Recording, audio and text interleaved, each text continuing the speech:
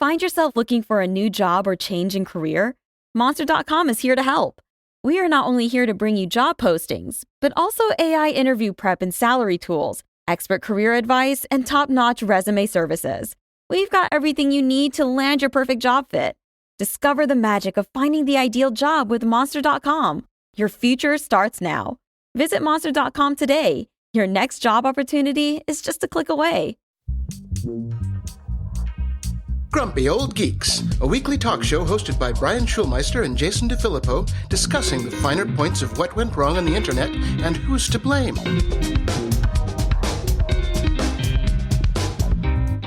Welcome to Grumpy Old Geeks. I'm Jason DeFilippo. And I'm Brian Schulmeister. And I suppose right out of the gate, we should offer our condolences to Dave Bittner. He will not be joining us this week as there has been a death in the family. So our thoughts are with you, Dave. Our thoughts are with you, Dave. We'll talk to you soon and take care of your family. Yep. Now, Brian. On to the stupid. I wake up every morning now with one. I'm always sad about it, too. I know. It's God, I'm like, God damn it again. And I can't help but look at the news. And then this is just what goes through my head every single morning. We finally really did it. You maniacs! You blew it up! Oh, damn you! God damn you all to hell! And that's how I start my day. That's pretty much it. And this morning I was in the shower and I was trying to think of, oh man, there's that thing, and I couldn't remember it. I'm like, that thing where people are too dumb to realize that they're too dumb to realize that they're too dumb. And for some reason, I kept going back to the Bader-Meinhof effect, because we always talk about that on the show in regards to people thinking their phones are listening to them when they're actually not. Then I'm like, is it the Mein Kampf effect? No. That's that something seems more appropriate at the moment. It really does. And then I found the middle ground. It's the Dunning-Kruger effect. Yes, the Dunning-Kruger effect, the well-known cognitive bias where individuals with low competence in a specific area tend to overestimate their abilities, while those with high competence often underestimate their skills. The Doge group. Yes. Indeed. Yeah. Well, I guess, we're implying which side they fall on. It certainly isn't underestimating. I'll give you that. Yeah. And to finish off, this occurs because those with low competence lack the necessary expertise to recognize their own shortcomings. Yes, this is the world that we fucking live in now. But I do think the Mein Kampf effect is actually appropriate as well. But yeah, I mean, this is I don't know what anybody expected. We saw the people being nominated. They are all severely underqualified for their positions, and they should not be doing what they're doing. But here we are. So let's get into the stupid shit they did this week. Yeah, I would not. I would like to change that from underqualified to inversely qualified. Yeah, that's true. Like, you could not think of it's basically like, who's the worst possible person to get this job? Yeah. Bingo. Found him. All right. The Department of Government Evisceration is at it again, and this time their genius cost-cutting crusade is set to torch the IRS and potentially gut $500 billion from U.S. tax revenue. Now, Brian, stop me here. Stop me if I'm wrong. Wasn't the entire point of Doge to save the country money? So the country had more money in its coffers than less? Yeah, see the previously discussed Dunning-Kruger effect. According to the Washington Post, Doge-led layoffs at the IRS, yes, that includes firing over 11,000 staff and gutting fraud investigation teams, could drop federal revenue by 10% this spring. That's a $500 billion shortfall. Now, do we add that to the tab of Doge? Any right-thinking person that worked at Doge and said we need to, first save some money and then secondly, maybe bring in some more money would go, well, why don't, instead of firing a bunch of people at the IRS, we point them at all the companies that are not paying their taxes through various loopholes or just breaking the law and get a bunch of money from the billionaires and the companies. Yeah, that's not how it works, Brian. That's not how it works. Yeah. Inversely qualified. I was actually discussing this a little bit with a friend of mine who then brought up the fact that Trump is now going around saying that we should pay reparations for all the people that were put in jail for the January 6th treason, because, they're fine, upstanding people that were completely falsely put in prison for the not crimes that they did do. And I said, well, it sounds like there's no better time not to pay taxes. Pretty much. Because I don't want my money going to those people. And apparently there's nobody at the IRS to chase me anymore. There is nobody to come get the money. So, yeah. I hadn't heard that one, but thanks. Thanks for really kicking my morning off to a great start. I'm here to make sure you don't want to wake up again tomorrow. Thanks. That's taken care of. That's off the list. So Elon Musk's approval rating is falling through the floor, showed the polls. His favorability rating among Democrats was plus 35 in 2017, and now it is negative 91. So that's a bit of a drop. Musk's standing has also dropped among independents from plus 17 to negative 17. And Musk has improved, with Republicans going from negative 18 in 2017 to plus 51 in 2025. Maybe those brainless fucks will buy all the used Teslas that people are trying to get rid of. Of course, that is if they didn't lose all their money on Trump coin. So yeah, we'll see here. Mm-hmm. And if you think we're all crazy, Danny Moses, the guy from The Big Short, who actually predicted the last recession, he's saying that this new economic gut punch from Doge, who says they saved $115 billion. I would like to see the receipts on that. Not cost another $500 billion. But they're so transparent, Jason. That was the whole point. Right. They're going to be totally transparent with their WordPress-based website that lists nothing. Yes, exactly. Well, he told CNBC and Fortune that we're screwing with the economy's revenue engine, cutting not just government jobs, but the private sector contracts that keep businesses afloat. Although SpaceX is doing just fine because they sucked up $38 billion in cash, the small contractors are getting screwed, and they are part of the engine of America. And then if you add in the tariff yo-yos into the mix, because we've got new ones now, we've got the automobile tariffs that are set to kick in Canada next knows. week. Yeah. So does Mexico and everybody else. Yep. First quarter earnings are going to be coming soon, so that's really where you might want to stock up on ramen and eggs. If you can still afford eggs. Yeah, it's not looking good. I mean, this is the same argument I used to make about Gen AI, which we're going to talk about quite a bit on the show as well, which is if you just keep firing people to replace them with nothing because it's better for your company's bottom line, eventually there's not going to be anybody left to buy your fucking products.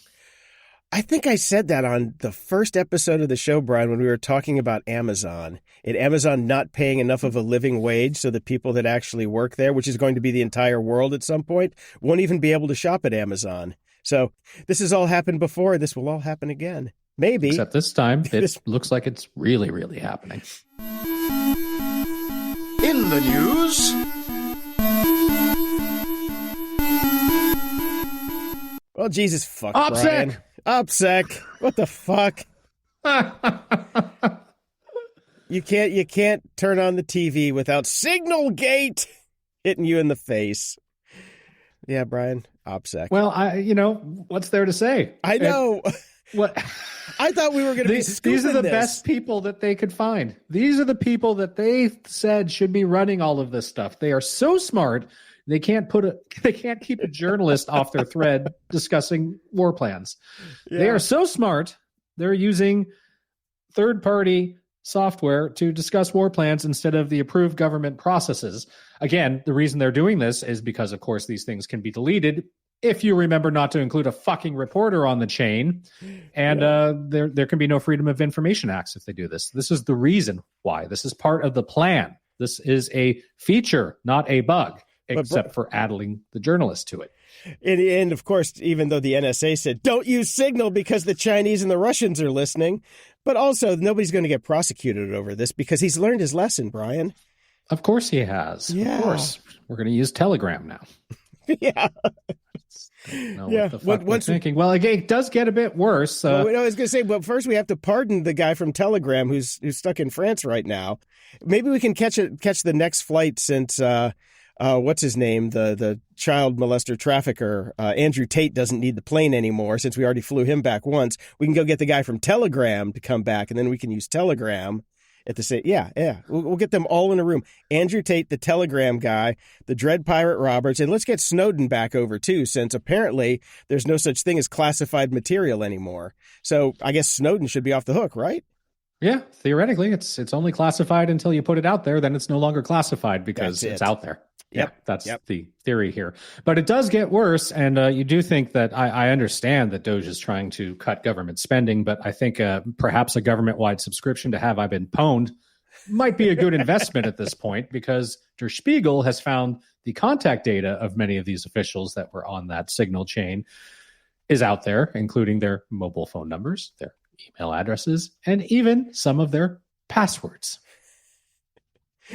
All right, except the problem with that at the very least, shouldn't it be a requirement that you change your fucking password when you get voted in or you get one of these jobs? At the very least. Brian, there's no rules. There's no rules. There's no rules, there's no anything, and these people are idiots. Yeah. And they don't care and they don't understand, and it really just comes down to they don't care. Yeah, I know. You did mention Have I Been Pwned, but sadly, Troy Hunt's MailChimp account was phished last week. So even he's not immune. But he knew because he has his own service. Yeah. So basically, yes, we're using Signal. Government officials are using Signal. Yes. For classified information while their actual cell phone numbers and passwords are floating around on the deep web. You know, we joke about idiocracy, and that is like, Ivan has entered the chat. I think they even had better OPSEC. It is one of those, like, when it happened, and I was thinking about, well, obviously we're going to have to talk about this on the show, unfortunately, because my life is now a living fucking dumpster fire hell. I didn't even know what to say. Like, this is so beyond the pale stupid. Yeah, I know. That's the thing. I saw it come through and I'm like, no. And then I actually read the article and I'm like, oh my fucking And God. then the multiple attempts to weasel out of it. It didn't happen. It wasn't classified. Oh, but he hacked into the chat. The journalist hacked into the Signal chat. Okay, it was a mistake. Like, we went through 15 different iterations and different attempts to, like, it's like fucking Keystone Cops. Oh, it's worse than the Keystone Cops. At least they were entertaining. These guys are just infuriating. And now the Department of Justice says they're not going to even file any charges against them. They're just going to get away with it. Yeah, that's it. Yeah. Oops. Yeah. Moving on. Nobody gets fired anymore. No, not them. They're busy firing all of us. But they're safe. Yeah. Nobody gets fired for incompetence. Let's say that. You can only get fired for competence and actually doing your job that you were supposed to be doing. I blame Stranger Things. We're actually in the upside down. We talked about 23andMe ad nauseum on the show over the years, and they have filed for bankruptcy. And yeah, I mean, we've mentioned this. All your data before. belong to us. I mean, all your data is already, has been owned by a private equity firm, which is just as bad as anything else that could have gone wrong. This is just the latest, notch in the story here of 23andMe, which after reading some stuff from, that's the one thing about Blue Sky is I follow a bunch of scientists on Blue Sky, and they're like, this was always the dumbest fucking idea that has been out there. They had no qualifications to do this whatsoever, and it should not have been an actual business. So, and she said that in the early days, she didn't care about getting scientists as much because, there were lots and lots of really good qualified scientists, but JavaScript programmers were really hard to come by. No shit. Yeah, I should have maybe had an ethicist or two on the board as well. Just saying. Yeah. And So what do you have next here, Brian? Well, I mean, to some degree, I suppose the horses already left the gate, so it doesn't really matter. But if you really still happen to have your data up on 23andMe, we've got a link in the show notes that tells you how to go through and actually delete all of it. or Sorta. set visibility to 0. I Sorta. don't really know. Yeah. I've been trying to do this since you put this in the show notes, and I've not been able to do it yet. So. Well, apparently so many people are trying to do it, it is crashing their system, or they have removed the page because they realized, oh my God, we're not going to be able to sell anything if everybody says they delete it. Exactly. Yeah. No, there's the step that you have to go through to download your data. It takes a couple days, quote unquote, days for them to package it up for you, because apparently they need those JavaScript programmers weren't as good as she thought they were. They've got to do all the gzipping manually because they didn't build a process for that. Well, what they do is they have an unregistered copy of WinZip that just keeps. They have to keep uninstalling and reinstalling so they can get the free trial back up every time that somebody wants their data back. Yeah. Did you ever pay for WinZip? No. I don't think anybody ever paid for WinZip. Ever. No, that was definitely in the dark days, of which I feel bad about now. But I mean, I was poor, so what are you going to do when all the numbers were readily available? Registration numbers were all over the place. See, the thing is, I don't feel bad about any software I ever stole, because when I got into the corporate world, I more than made up for all the little things that I stole over the years. I'm paying all these people's ridiculous subscription fees now. So. Oh, and at the companies I worked for, I mean, my teams have spent millions of dollars on software. I'm okay. I'm okay with, every now and again for personal use, firing up that old WinZip. That makes me sleep good at night. Everything else, no.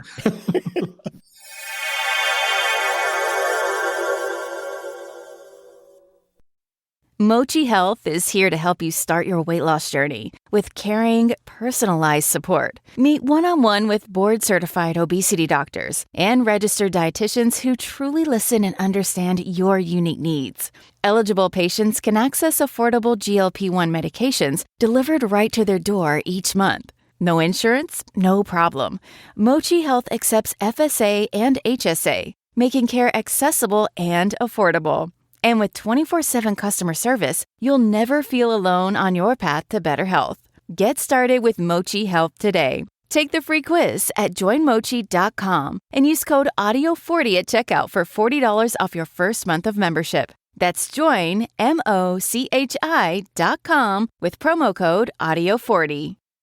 This new year, why not let Audible expand your life by listening? Explore over 1 million audiobooks, podcasts, and exclusive Audible originals that'll inspire and motivate you. Tap into your well-being with advice and insight from leading professionals and experts on better health, relationships, career, finance, investing, and more. Maybe you want to kick a bad habit or start a good one. If you're interested in learning how to master your emotions and hearing scientifically backed advice for using your emotions as a tool, may I suggest Shift by psychologist and bestseller author Dr. Ethan Kross? Trust me, listening on Audible can help you reach the goals you set for yourself. Start listening today when you sign up for a free 30-day trial at audible.com/Wondery. That's audible.com/Wondery.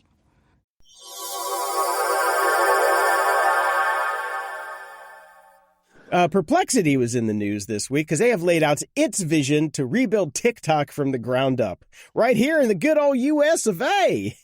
Mm-hmm. They want to rip out the black box algorithm built by ByteDance and replace it with a transparent open source version developed on American soil with American oversight. Bullshit. Fuck you. They're so not going to do that. First off, it won't matter because we know what the problem is. The problem is, how do you move people? You're not. That's just not going to happen. They're going to stay on TikTok. If you get rid of TikTok... Well, no, they're saying buy TikTok and rip out the algorithm and replace it with a new one. This is their plan to buy TikTok. Okay. So they want to keep the users and then put in their own algorithm that steals people's brains and puts them in a jar. Good luck with that. Sells it. Yeah. No, I don't see the thing about Perplexity AI is I don't think that they're going to be in business by the time that TikTok deal closes, because there's so much going on in the world of generative AI right now. It's fascinating. Fascinating. What do you have, Brian? Well, OpenAI says disciplining its chatbots for lying has just made them worse. This is a little fucking kid that stole the cookies. Did you? AI, they're just like people. Yeah. Especially if they happen to be in the government. Yeah, so basically, there's quite a long article about this going on in a paper that's come out, but they have been using GPT-4o models to supervise another of its large language models, disciplining it when it tried to lie. It did not work, as the model would still lie. Only now its cheating is undetectable by the monitor because it has learned to hide its intent in the chain of thought. So they've just gotten better at lying. When did we switch the nomenclature from hallucinations to lies? Well, that's what they always were. That's just that's what they were, but they always said that they were hallucinations before to get around the L word. I think it may have been intent. Back then, they didn't think that the models were attempting to, so they just kind of went a little haywire and went nuts. But now they are seeing actual intent in the model, which is great. Yeah. Especially since we seem to be replacing everything with AI, where you can't do a Google search anymore. You get Google's AI search, where you can't, every piece of software has this shit packaged into it. Sometimes you can turn it off. Sometimes you can't. The other big news this week was OpenAI dropped its latest image generator and the internet lost its shit, flooding social media with Studio Ghibli style pics, since that was the big upgrade. That's the big upgrade. Make everything look like Studio Ghibli. Even Sam Altman got Ghiblified, changing his profile pic and joking that after a decade of trying to build superintelligence, he's now just a twink in an anime filter. Except, is it really a joke? Or is that the reality? That's the reality. That really is the reality. Not a joke. Yeah. And everybody has pulled up the quote from Miyazaki, the founder of Studio Ghibli, from 2016, where he says, "I am utterly disgusted. If you really want to make creepy stuff, you go ahead and do it. I would never wish to incorporate this technology into my work at all." And he also said, "I strongly feel that this is an insult to life itself." And an insult to life itself are the buzzwords of basically everything that's going on in the universe this week. Hard to argue with that, yes. Yep. And I did see a bunch of these. They have taken over the internet, of course, because this is the internet. Once the fascination is worn off, we will never see any of these again. It's horrid. It's horrific. I don't understand the point. I don't know how many rivers were destroyed in the last day making these stupid pictures that nobody gives a shit about. Oh, so many. So many. Yeah. So there you go. Yeah. The good news, though, is that a judge says that the New York Times can sue OpenAI over copyright. So that lawsuit's moving forward. But with the new image generation tools, I took a stab at it, of course. Mm-hmm. And my thing was just trying to get around the Elon Musk and Trump filters. They basically, up until this was released, you could not do anything in DALL-E with Trump or Elon. So I started to figure out other ways to say it. So I said, show me a portrait of the CEO of Tesla in Ghibli style. And it did, which you can see here, with a nice actual Tesla logo, copyright perfect, on his jacket. You know, just sitting there looking like a twat. And then I'm like, put the Tesla CEO in a ballerina outfit dancing. So then I got Elon dancing with the Tesla logo like a superhero on his chest and a little pink tutu. Then I just kept going, and I finally got to the point where I'm like, I want a gold Cybertruck with the CEO of Tesla in a pink tutu dancing on the hood with the 45th president of the United States giving a thumbs up out the window with the wheels on fire. And as you can see in the show notes, Brian, there it is. There's a perfect one. Now, not to be outdone, David Finley over on Blue Sky saw what I did, and he's like, hold my AI beer. So he took the task and said, give me the execution of Nguyen Van Lem, a very famous photograph from the Vietnam War, which everyone will know. It's the execution photo by Eddie Adams. And he got it to have basically Elon shooting Donald Trump in the head. Very well done. The heads are a little large, but pretty well spot on, I gotta say. So I Ghiblified it, which it let me do perfectly, which I think is just phenomenal. It also let me Pixar-fy it and Hanna-Barbera it. And then finally... Billions upon billions of dollars invested in this, and this is what we get. Oh, yeah. And then the next one, after the next morning, I saw that Elon and the Social Security kerfuffle was going on, how they're gutting Social Security next. And that's going to be the straw that broke the camel's back. I'm going to tell you so too. Right fucking now. Half of the people I know live on Social Security because we're old now. You know, that's the way things are. It doesn't even matter. If you're younger, you've been paying into it. It's your money. Exactly. So I had it basically give me a horde of old people marching on the lawn of the White House with pitchforks and torches with signs about wanting their benefit checks and how Elon Musk destroyed Social Security. It did it once. And then when I tried to do any kind of tweaks to it, it started to throw back oh, wait a minute, this is out of bounds for our model. You can't do that. This is against our community guidelines. So what you can do is say, hey, just remake what I just sent to you, but do it so it fits in your community guidelines. And then it'll do the exact same thing that it just did and give you the same thing. The guardrails aren't there. Nothing is the same. It's a mess and billions of dollars on it. I heard an interesting term. It's called a suicide round, which is what OpenAI is going for right now, which is it's a huge amount of money that means the company is never, ever going to be profitable. I think Uber had to have several suicide rounds at some point because it's yet still not dead. It's still not dead, surprisingly. That suicide round was big enough where they could, go along for a very long time. But these things are not going to be profitable. They are not going to be profitable. And there's a new study. It's hard to see a way. I haven't seen a way. I was watching an interesting video from this, I think it was the CEO of Signal, actually, talking about how everybody's moving towards AI agents. And AI agents actually cause there's a reason why AI agents will not be a thing. And mainly it's because of security. You're going to have all these agents talking to each other with, basically root permissions on your life through AIs with multiple systems involved. So say you want to go buy, plane tickets and tell your friends and add to your calendar. Well, it's got to have your credit card information. It's got to have your contact book information. It's got to have your logins for your travel website. All of these things are on multiple different systems. So everything's going to be going back to the cloud, which means that company is going to basically have the keys to everything you're doing because not everything is going to be able to be done on device. It's a pipe dream to have that all done on device. So the whole thing about agentic AI is probably going to be the same problem that we're going to have with it's like Gen when AIs. Mark Zuckerberg asked for your credit card. Yeah. Everybody in their right mind went, no way. And that's going to be the same sort of thing with these agents. Like as soon as it gets into being able to do the things that they promise, all of a sudden you have to have massive trust in them. And the security is not there. The privacy is not there. The product is proven to be lying and getting better at it. Are you kidding me? It's not going to happen. Yeah. It's funny because I remember about a year ago, I took that course, kind of the more engineering back end aspect for AI. Yeah. And remember, I came out of that going, they don't know a damn thing.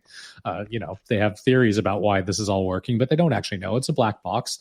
I wanted to give AI another chance. So this week I had signed up. I figured, I kind of did the back end of AI. Why don't I do it from a user's perspective? And because there are a bunch of courses out there about prompt engineering and how to incorporate AI into your work life and all that sort of stuff. So I found one called Generative AI for Leaders. It's a 3-module or a 3-thing course. And I started going through it. And I started with the prompt engineering one because I wanted to get to the meat and potatoes. I wanted to, how are learned professors who know so much about this stuff saying we should be using this in our lives and what it's good for? Yep. And again and again and again, it was, here's how you make it do this thing. You absolutely have to fact check everything. Here's how you make it do this thing. Here's how you make it give a list of important fact points that they put in here so you can double check them because they could very well and most likely will be wrong. What's the fucking point? What's the fucking point is right. Anyways, I'm going through the course. Maybe something will come out of it. But the deeper I get into it, the more I go, oh, it's just for fucking around. You can't use it for anything serious. These are not serious people, Jason. These are not serious people. And then again, as we were just talking about, you get into how are these companies ever going to monetize it? Okay, so they gave some examples of how you can shave a little bit of time off your day, except for the fact that you now have to add in the time where you're fact checking the thing that shaved the time off your day doing a task for you. But still, would I pay for that? No. There's just no product that is compelling enough to make me even want to pay $3 a month. That's why they're jamming it into everything for free. They're trying to hook us on it, but it's not a good product. It's not helping anyone.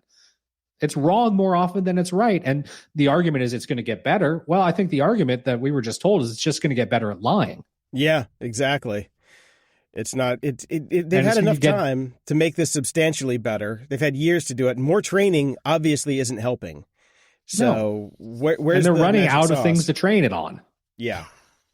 So let's just say, for instance, they do have all of the information in the universe in the black box right now. Basically, you can look at inference as the next stage in trying to make it take that data and give us something useful. So that's what they've been working on, it seems, at this point. And that's still, even with the new models that they're coming up with, has not gotten any better. They say it's getting better, but you look at, the benchmarks, and these things are like the highest success rate we've gotten yet. It's like 69% right. I'm like, okay, that's barely passing in. So yeah, again, it's 60% right. So I'm going to give it my credit card now and my health data and my personal private information about X, Y, and Z. If the virtual assistant or actual assistant that I bought, paid for, the person that I hired got a 69 in school and barely got out of school, I'm not gonna give them my credit card info. I'm not gonna let them in the office. Exactly. That's the thing. It's like these products are like. It's like that the shittiest person in your group in high school when you're doing a report. That's what these products are. It's the person that doesn't do any of the work. Whatever they do turn into you have to redo, basically, because it's going to be wrong or shit. Yeah. The meat is just not there yet. And you look at how much Microsoft is pulling back on their data center expansion. They were going to do just 2 gigawatts, whatever, 1.21 gigawatts. I can't even remember the unit of measure because now I'm so fried. But they pulled back on all of their data center expansion because they can see the writing on the wall. Sundar Pichai is not an idiot. He sees what's happening.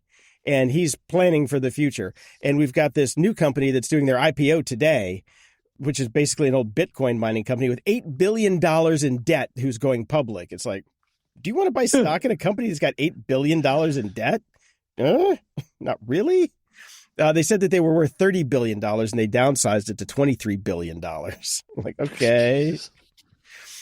Oh man, but they've got outdated hardware that they're going to be running AI on, and they're going to outsource. It's just this whole thing is just it's a house of cards that is going to fall fast. I think when this falls, it's going to fall fast because there's just not enough money to keep it afloat, or interest too. Yeah, that's the other thing. It's like I know there are some enthusiasts that I know who still use it all the time, but you talk to a regular human being.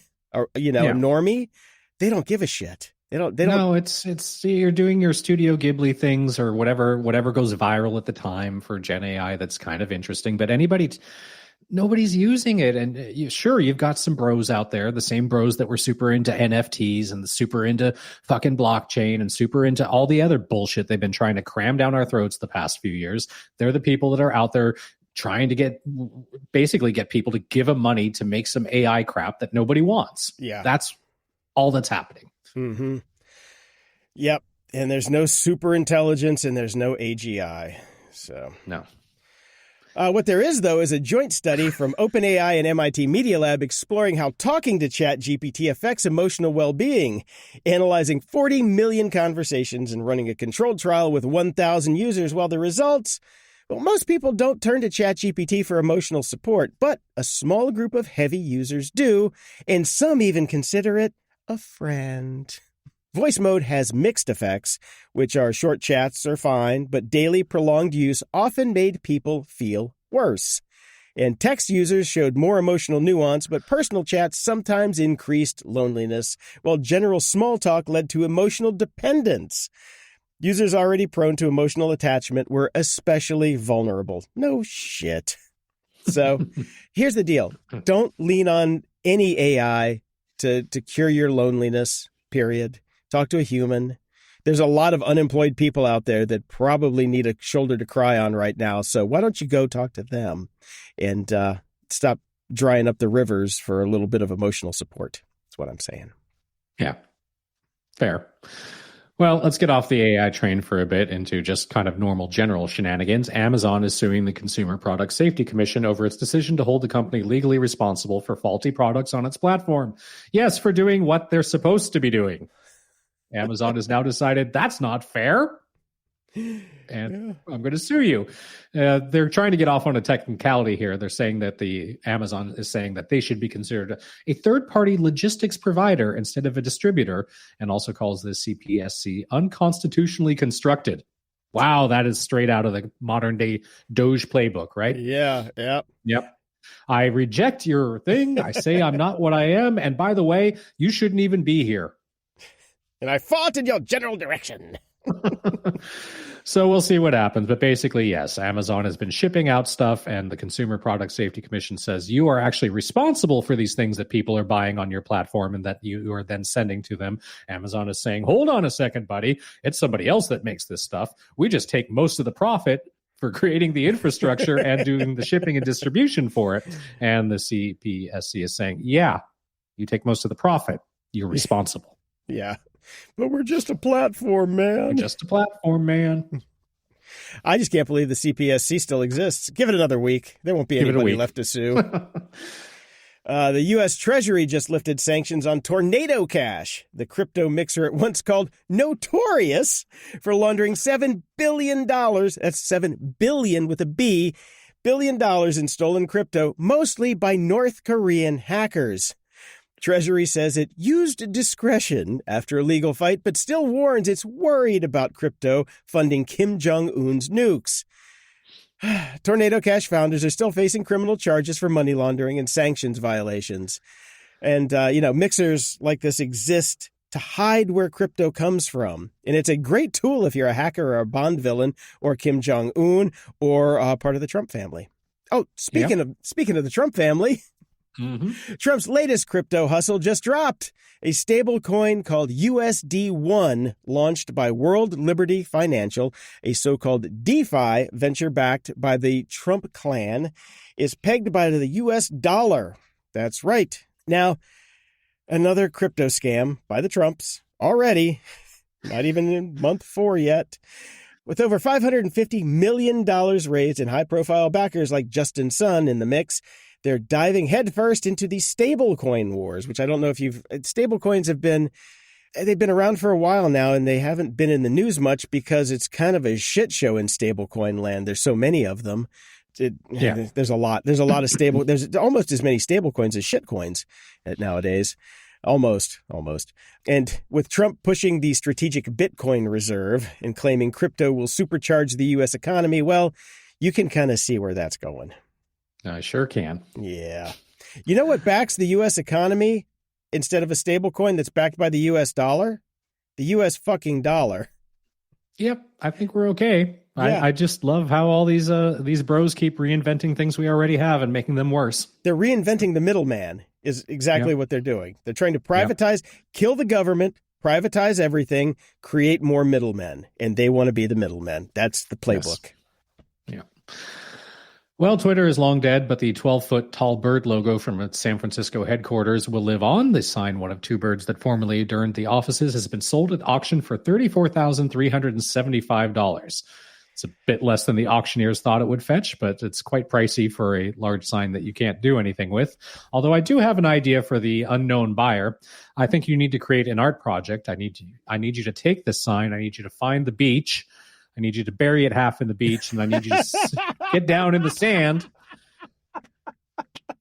and play the opening from the show. Brian, you win. You win the internet for the day. Oh, I can give you the address of where to bury it, too. I know where the original was buried. Come on down. It's right over on Zuma. We can get there from my house. We'll put it in the back of my Jeep. I'll take you there. Bastards! You blew it up! Oh, damn you! Well, Tesla says it will roll out its full self-driving feature in China once it gets regulatory approval. That's right, because China has regulations now while we don't. I learned about that from the Hesgreth group chat. That's right. This is our plan against China. We're going to give them the bullshit full self-driving. They're all going to crash into each other. We win. Yeah, that's it. Yeah. Free trial of the system was paused, causing some complaints online. The company is working with Chinese tech giant Baidu to improve performance, but strict data laws in China have slowed progress. Unlike in the U.S., Tesla can't train its AI using local driving data. New rules also require software updates for autonomous driving to get government approval before release. Tesla still aims for a full rollout of FSD in China later this year. So, yeah, they can't send the driving data from the cars, the telemetry data back to the U.S. to get processed, so they're stuck. Sorry, hold on a second. I'm dropping that Mark Rober video of the Tesla not being able to do anything appropriately in the group chat. Okay, thank you. China, you know. Yeah. No, I'll ping President Xi and let him know that you posted it. So awesome. Good. Okay. Yep.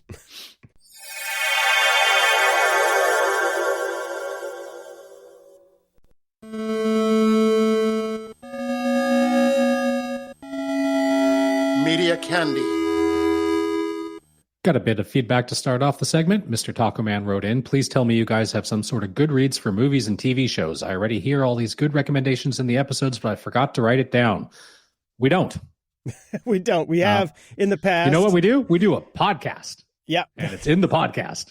And we have show notes, and the recommendations are in the show notes. We did that before. We tried for books. Nobody cared.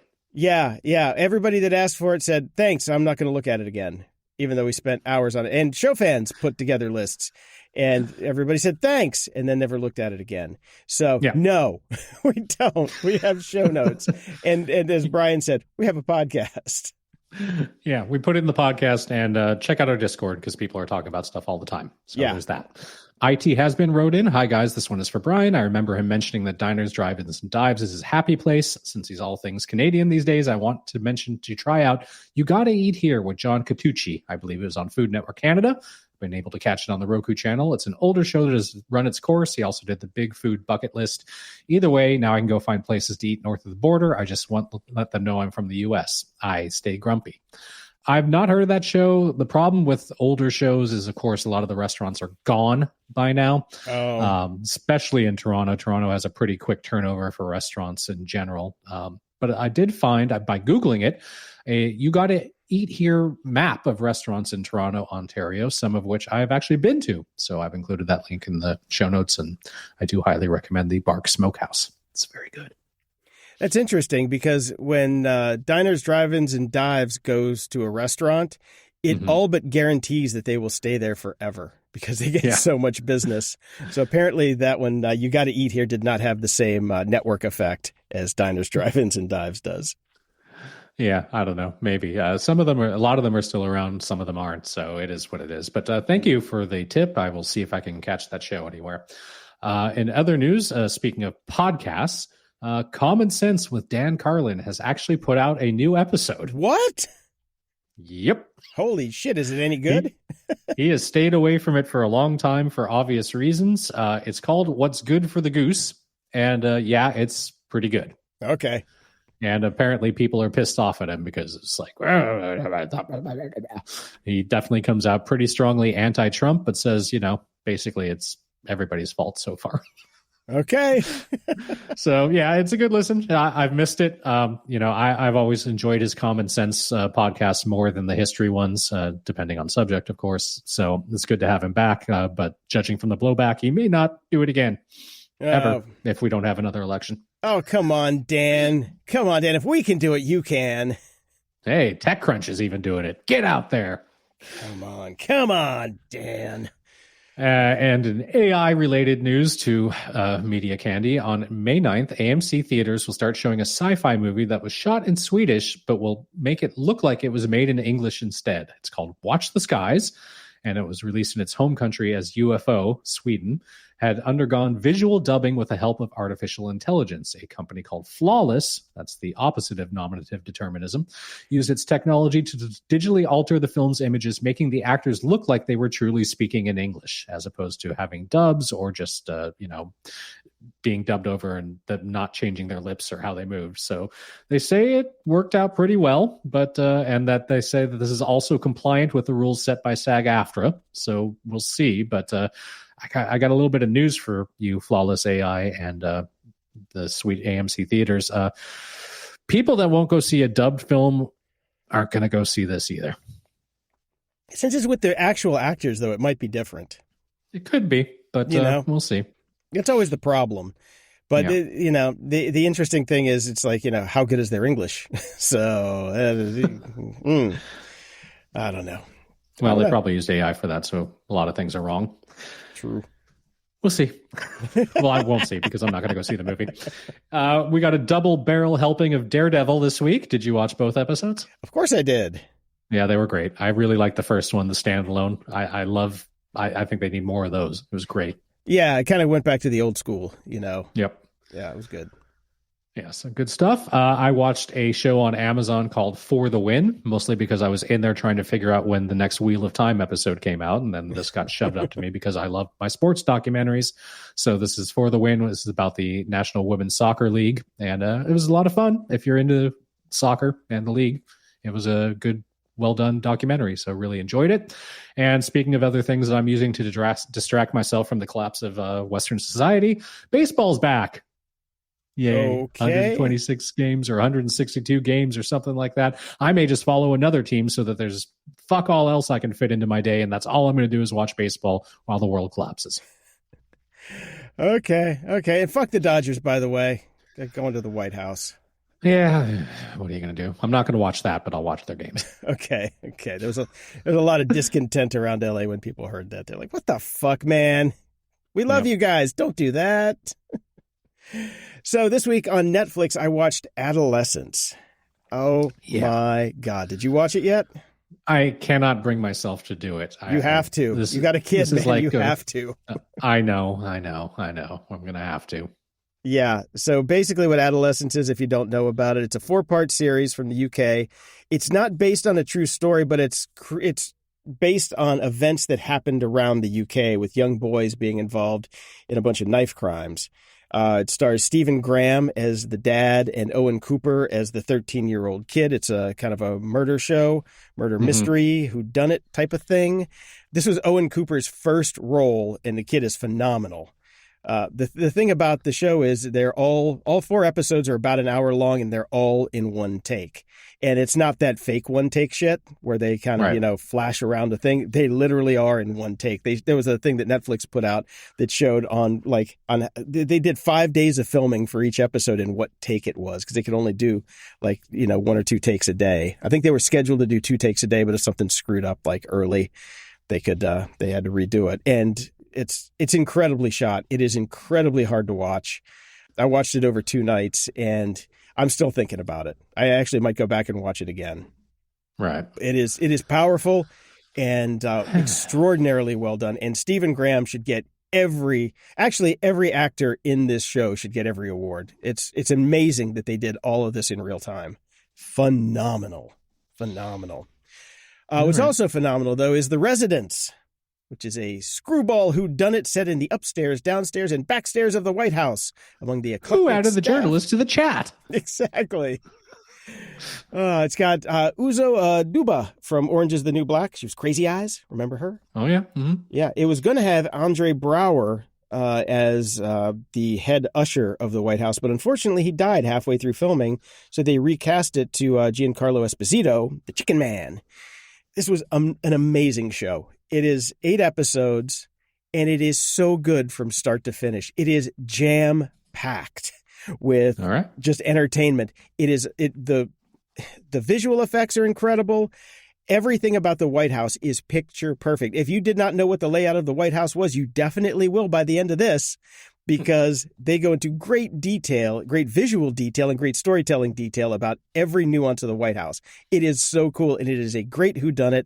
Jason Lee is in it, and I love Jason Lee, old school skateboarder, so I got to throw out props for him. We were just riveted by this show. If you want this, The Residents is the antidote for adolescence. How's that? All right. It really is. It's really good. And I saw this news come through, and it kind of got me on a tangent. In an ironic twist, the director of the Pirate Bay documentary, TPB AFK, is using copyright takedowns to yank his own film off of YouTube. Simon Close, who released the doc for free in 2013 under a Creative Commons license, basically is telling folks, share it, just don't make money off it. And he's now issuing takedowns through his company, Nonami Docs, and even the official upload is gone from YouTube. And he's taking it down because he now sees YouTube as a radicalizing platform full of hate and doesn't want his work associated with it anymore. And he's fine with people still torrenting it, just not watching it on Google's Playground. And that's how I got it. I torrented it. I went to Sweden and torrented it. I haven't watched it yet, but I've got it. Okay. So I'll let you know how it is because I have added a My Summer of Discontent Hacker documentary watch list to the show notes.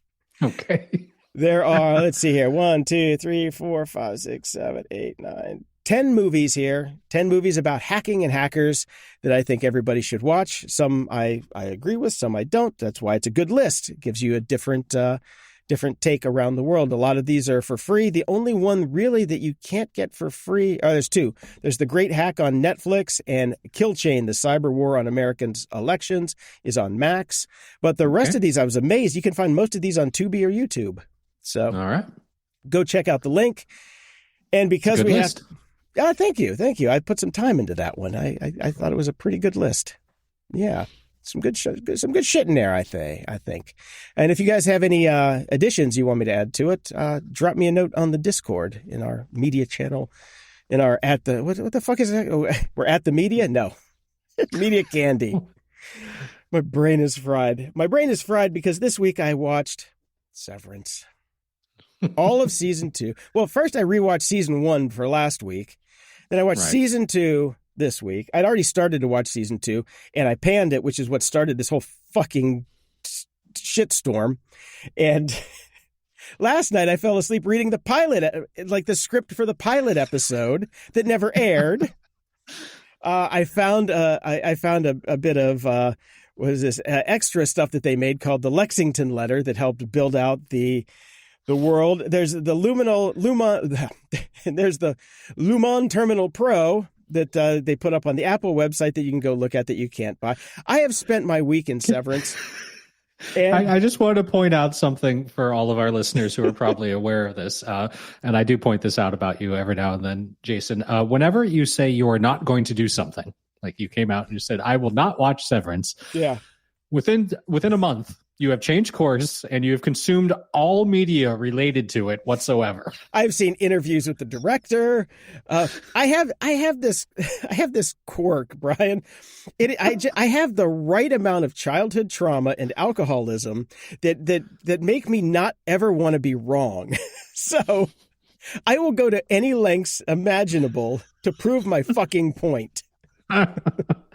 Well, okay, so just to kind of put it in a nutshell here, now that you have consumed all possible media related to Severance, here's the simple question. Do you like it? No. No, I'm very angry that I all right, have to apps and doodads, let's go. No. I have some points here that I have to make, and these are spoiler alerts. So if you are one of the 4 people who are going to watch Severance or Severance season 2 that haven't yet, that haven't given me shit for it, then feel free to fast forward to apps and doodads. But I have a few things here to point out, Brian, that back up some of the points that we made, saying that this is a black box show, that they don't know what the fuck they're doing, and we're never going to have the answers. So, from the creator, this is from an interview with the creator. He says, so there are some things on the show that are like that, and we intentionally will never explore because it's fun to have questions. Okay? That means fun to not wrap up interesting plot points. Yes. Mm-hmm. But I also completely understand people wanting answers, especially to the questions that we pointed at specifically, like where we are like, hey, look at this. And to me, if we're pointing at something and saying, look at this, then we don't explain it. That one's on us. Doesn't say they're going to explain it, Brian. It just says that one's on us. Okay? Yeah. So he has come out publicly after season 2 and said, yeah, there's a lot of this show that we're not going to explain, which means they're making shit up just to make shit up. We'd like to leave it open for your interpretation. Now, what they did with the fucking goats that I said from season 1, I'm like, that goat Is thing. this the Lost Polar Bear?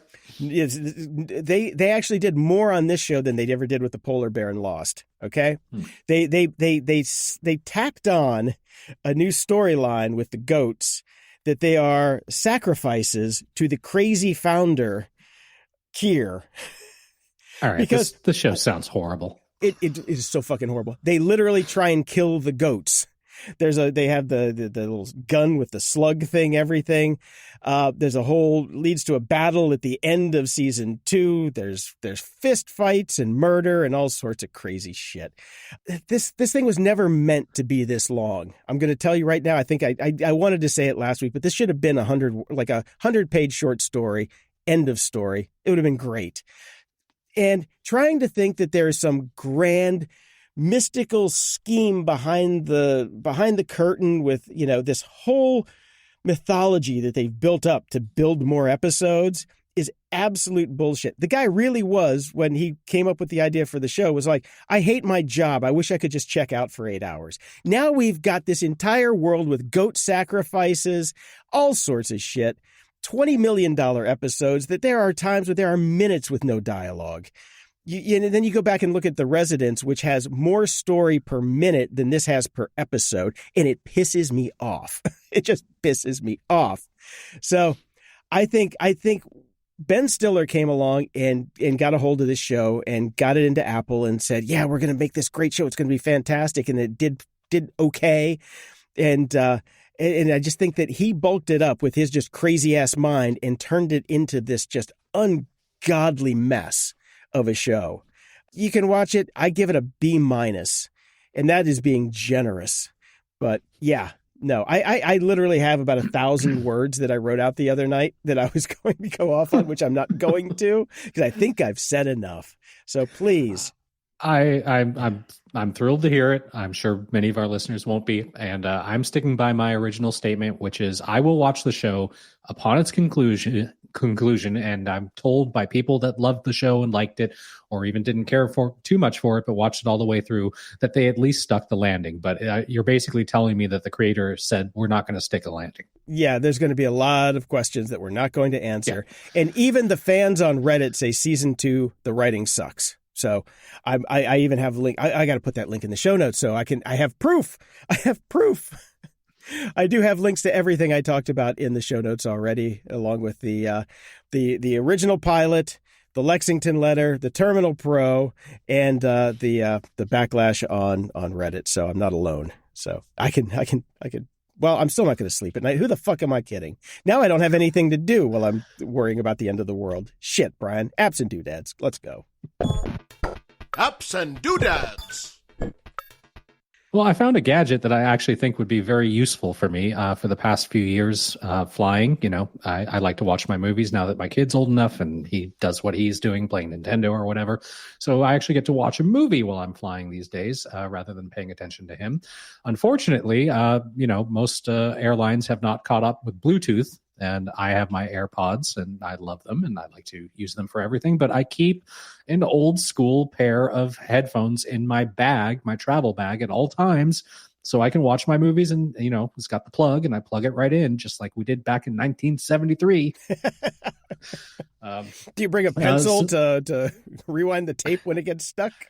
Yeah, do that too. But there's something called the Air. Well, there's a lot of these gadgets out there. I just never thought to do it. And I saw this article and I'm like, oh, I have to order this now.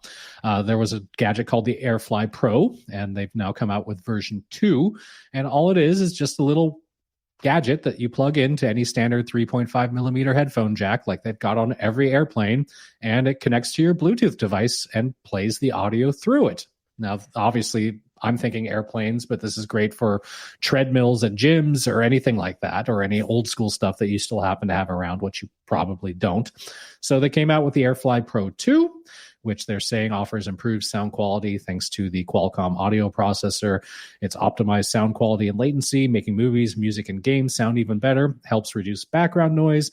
There's a dedicated volume control button right on the dongle itself, which is nice. And it offers multi-point connectivity so 2 people can stream audio simultaneously. Not useful on the plane unless you're planning on having your partner lean over. Yeah. So, Yeah. so yeah, it's about $60. Which is the image that they have in the top as she's leaning into his space. Yeah, it's so dumb. Yeah. Whatever. So it's about $60 right now. The first one was $55. I may just buy the first one and save myself $5 because how much better could it possibly be? And it's on an airplane anyways. Well, so. They actually say one of the things that made me think probably the second one is better. I'm like, what's the latency like? Because Bluetooth can have a little bit of a lag. So you don't want it to be out of sync. So if they say they improved the latency, that means that there was a problem with the latency. So that's a good point, actually. Fair. Yeah. All right, so I'll be spending the $60 on the new one, which will probably end up paying for itself over the long run because my actual headphones always get like fucking ripped up and shredded over the course of a year or two. So I have to buy another one, and they're like $40 from Apple. So the only pair of wired headphones I have left are the Sennheisers, the glorious Sennheisers that we both. Oh yes, loved. Well, I don't want to take those on the plane. So yeah, those are those are kept in a climate controlled room because you cannot get those anymore. Yeah. And Napster was just purchased for $207 million from a company called Infinite Reality. And why? Yeah, explain to me, Brian, why? I don't really know. Napster has just been kind of out there being a third-tier streaming service for quite some time right now. They've got all the music just like Spotify or Apple Music or any of the other bigger ones that are out there. In fact, they have more music. But Infinite Realities wants to pivot it. Yes, they want to take the streaming platform and make a social music platform that prioritizes active fan engagement, with a focus on giving artists a platform they can use to connect with listeners and, of course, make more money for them, a.k.a. MySpace. Call me when we get to LiveJournal. When we've regressed to LiveJournal, call me. And even better than that, moving beyond that stupid concept, they plan on creating virtual 3D spaces for music fans to attend concerts and listening parties. That's right. You know that thing that they've tried multiple times and no one gives an absolute fuck about? They've never listened to this show, Brian. I can tell you no one at Infinite Reality has ever heard an episode of our show. You know, when 3D spaces for music had the biggest push, it was, of course, during COVID because you couldn't go see a concert, and it never worked. Yeah. Not once. Nobody cares. It's not profitable. People don't want to go to them, and people don't give a shit. I mean, Brian, have they never heard of the Palace? Yeah, this stuff has been around. And even better, Jason, guess what else they rolled out as an example of what they want to do? What? As an example, he described a reggae artist who might enjoy a virtual beach environment. He adds that it'll be like Clubhouse times 1 trillion. Yes, Clubhouse also did so well, didn't it? Yeah, how are they doing nowadays? My God, the entire business model is based on defunct things that didn't work. It's based on failure. Yeah. Let's start a business, Brian, and base it on failure. Oh, we did. We have a podcast. Shit. No, that's true. We kind of did that. Yeah. I guess pot kettle black on that one. To be fair, we never intended this to be a business model, and it definitely turned out not to be. Turned out not to be. That's right. That's right. Big hat tip over to Jansu on Discord.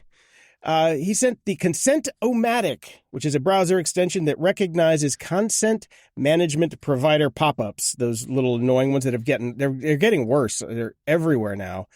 That have become ubiquitous on the web and automatically fills them out based on your preferences. If your preference is fuck off, which mine is, then hopefully it will go away. Even if you meet a dark pattern design, sometimes a website might not use standard categories, and in that case, Consent-O-Matic will always try to submit the most privacy-preserving settings. So it's a free Chrome add-on or Chrome extension. Yeah, we've had a few of these around for a while. It's been a long time since I've had one installed, but I definitely agree. They're getting more and more annoying everywhere. So I have installed this. It works perfectly. Yeah. The whole concept of consent management provider. At the library. I got a short story from John Scalzi this week called The President's Brain is Missing. No, it's not nonfiction, like the rest of the news we have to read. It's a very cute short story, and it was well worth the $1 that I paid for it. It is narrated by P.J. Ocklin over on Audible, which is where I get all my John Scalzi books. His new book is out, and it's called When the Moon Hits Your Eye. It's another long novel. So this one is unfortunately narrated by Will fucking Wheaton. Not looking forward to that, but I do like his books, so I'll let you know. The last book that he had, what was that one called again? Starter Villain. Starter Villain, yes. Good book. Good book. Hopefully this will be just as good. Unfortunately, it's read by Will fucking Wheaton. And why am I saying Will fucking Wheaton? Because I got Picks and Shovels by Cory Doctorow, which is a Martin Hench novel, one of his new series, also narrated by Will fucking Wheaton. And I had to put it down because his acting is so over the top in this one that it was pissing me off. I'd rather have Will Wheaton reading books than doing that stupid Real Housewives of Beverly Hills wrap-ups for Star Trek shows. Oh, he can do those because I don't watch those. I'm forced to listen to these books because I want to. I'm forced because I want to. But I had to put it down, and I went back to a classic, Brian. I went back to Demon by Daniel Suarez. All right. And I didn't even realize that book, the beginning of that book takes place in Woodland Hills, California, where I'm on a walk listening to the book, which was kind of odd. But that book does not age well as far as the technology goes because it's an older book, but the concept still stands. It is still a good read. I still think Daniel Suarez may have peaked at book 1, but it's well worth going back to. But I had to put that one down too, and I actually got a Kindle book that I have to read with my eyeballs called Blueprint for Revolution: How to Use Rice Pudding, Lego Men, and Other Nonviolent Techniques to Galvanize Communities, Overthrow Dictators, or Simply Change the World by Sergej Popovich. This is one of the guys that was behind the Milosevic revolution and takedown of that guy. Right. It's actually a really serious book, even though it's how to basically do a revolution based on humor and nonviolence. And I'm about a third of the way through it, and beat him with memes. Kinda.